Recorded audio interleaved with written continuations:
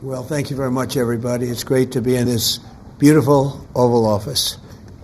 It never looked so nice.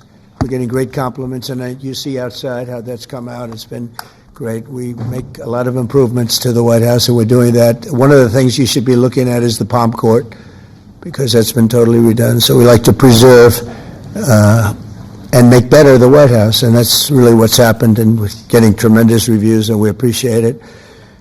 But we're here for a different reason. It's called Operation Summer Heat, which is an appropriate term in light of what we're doing. And early yesterday morning, I returned from the Middle East, where we celebrated a historic agreement to end years of suffering and conflict. Amazing. Every country came together. I mean, even the enemies came out and totally endorsed it. Everybody. I've never seen anything like it. Nobody's seen anything like it. And just as we are forging peace and stability abroad, we're also restoring peace and safety and stability at home. And you see that in Washington, D.C., maybe better than any place, because we got there, and within 12 days it was very good. And within 30 days it's been as safe as any city in the country. It's been great. Took out 1,700 people, got them out. These are career criminals in many cases, and people that shouldn't have been allowed in by the Biden administration. Historically, the summer months have been a time when violent crime soar, as you know, but not under President Trump. Today, we're announcing the results of a sweeping law enforcement effort known as Operation Summer Heat. We were in many cities that people didn't know about. We kept it a little quiet, and it had a big impact, and you'll hear that in a second. But over the past few months, FBI offices in all 50 states made crushing violent crime a top enforcement priority. That's what they did, rounding up and arresting thousands of the most violent and dangerous criminals. And these are among the most dangerous and violent people in the world. They were allowed in many cases, not in all cases, but in many cases they were allowed in by a very foolish, actually stupid, open border policy. Just anybody could have come in. They emptied out their jails, their prisons, their mental institutions. They emptied them into our country. And the people behind me have done an incredible job, because if we didn't have that administration, it would have been so much easier. They allowed millions of people in this country that shouldn't have been allowed, including over 11,000 murderers, half of whom murdered more than one person. And many of them are gone now, or they're put in prison, because we don't want to have them come back. So we literally put them in our prison, which we don't want to do. But we bring them back to their countries. Working with state and local partners, the FBI arrested over 8,000 violent criminals during the course of this period. In major cities like in New Orleans, Nashville, we saw a 250% increase in arrests. And we really went after the bad ones. These include 725 individuals wanted for violent crimes against children and murderers. These arrests are in addition to the work of our historic federal task forces that make D.C. Safe Task Force has been unbelievable. I mean, the job they've done, it's incredible. And it's been so nice, because so many people, they're going out to dinner and they're having dinners. They didn't go out for 4 years. And now they're going out 3 times a week. The restaurants are opening. Restaurants are full. And usually that means a lot of good things. But restaurants that were closed are now opening up. And everybody's happy. It's nobody's ever seen anything like it, actually. And everybody feels safe. You can have a child walk right through the middle of Washington, D.C., and nothing's going to happen. We were losing more than one person a week in Washington. They're being killed on an average of over one a week. The Make D.C. Safe Task Force has been incredible. And the Make Memphis Safe Task Force is having very similar results. It's much earlier, but we've been there for a week and a half, but I'm hearing the results are pretty incredible, and you'll hear about that. They're mobilizing more than 20 federal agencies for the largest law enforcement operation targeting violent criminals in American history. As a result of these efforts, violent crime declined nearly 20% nationwide compared to the same period last year, and it was the safest and most peaceful summer in 2 decades. And honestly, we haven't really even gotten going yet. If we didn't have to fight all of these radical left governors, we could have had Chicago taken care of, as an example. They had, in a short period of time, 4,000 murders in Chicago, and we have to listen to this man stand up and say that we're bad people.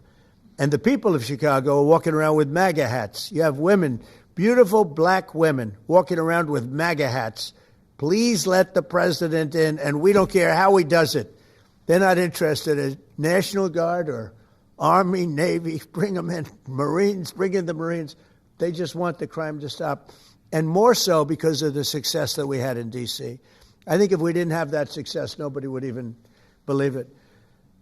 So I want to congratulate all of the incredible law enforcement professionals joining us today, especially Attorney General Pam Bondi, who's terrific, Deputy Attorney General Todd Blanche, who is a fantastic legal talent. He really is. He's a great guy, too.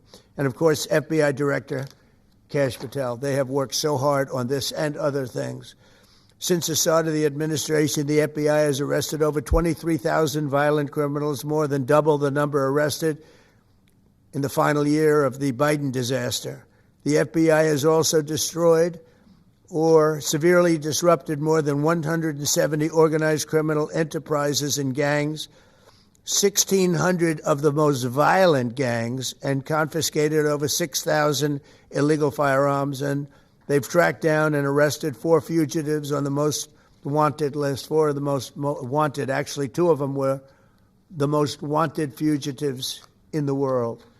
There's still much more work to be done, which is why the FBI continues to work alongside the Department of Justice, the Department of Homeland Security, and the Department of War to defend. And Pete Hegseth has been fantastic, by the way, on this too, on other things, but on this too, to defend law and order and combat violent crime, arrest illegal aliens, and make American cities the safest in the world. And when I campaigned, I talked about crime, but I never knew that we were going to get into it like we did. You know, I mean, I used to watch these cities with the murders. Chicago recently had one deal where they had 11 murders in one weekend, and they said, well, yeah, but it was a holiday weekend. They actually told me that was the reason, like it was okay because it was a holiday. It was Labor Day. These people are the worst. They really have to, they better, I tell you what, the people in Chicago and the people in places like that can be fixed. At some point, it gets to where you can't fix it anymore. It's too far gone. And we have some cities like that.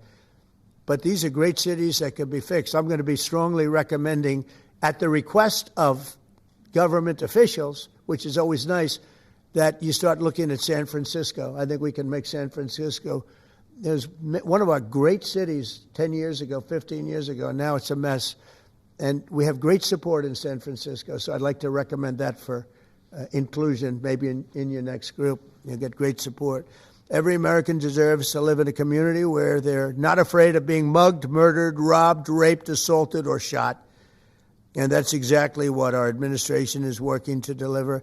I didn't realize I was going to make this such a big factor in the administration. I didn't really campaign. I campaigned on crime, but I never thought we'd go into every city and take a really safe city that we've all been living with for years and make them safe. And now it's like a passion for me, and it's a passion for the people behind me. So I didn't get elected. I did get elected for crime, but I didn't get elected for what we're doing. This is many, many steps above. And I want to thank Stephen Miller, who's right back in the audience right there.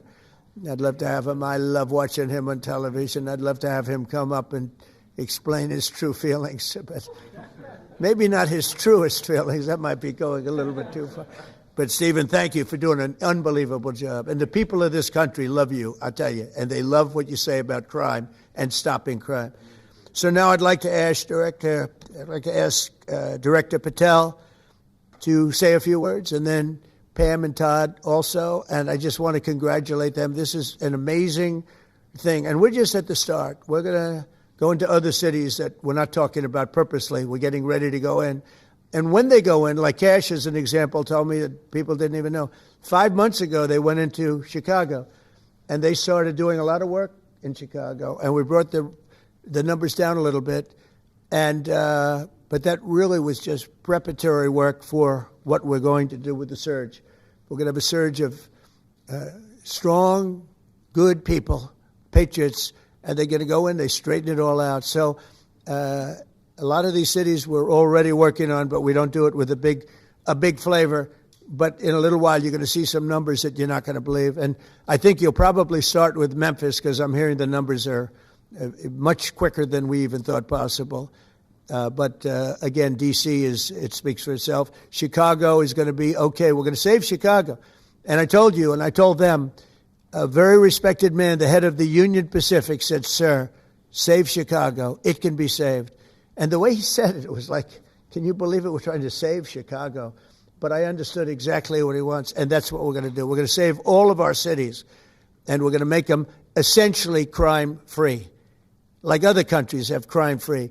If you go all over the world, you go to the world, you hear Afghanistan and you hear all these different places.